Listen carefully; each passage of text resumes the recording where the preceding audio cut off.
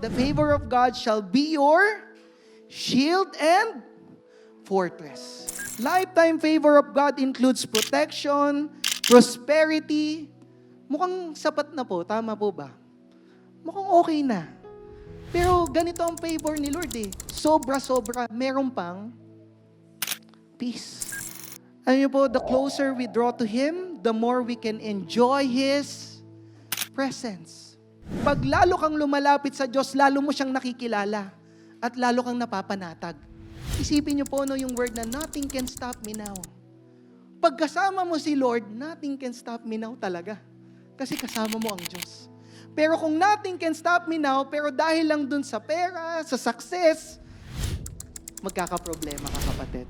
What can I do to gain the favor of God?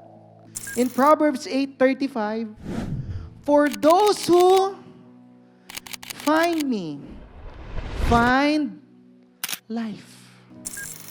Hanapin ng Diyos. Kung nasaan ang presensya ng Diyos, puntahan natin. Amen po ba? Lagi natin siyang hanapin sa buhay natin. Hindi pwedeng mawala sa buhay natin ang Diyos. Amen po ba?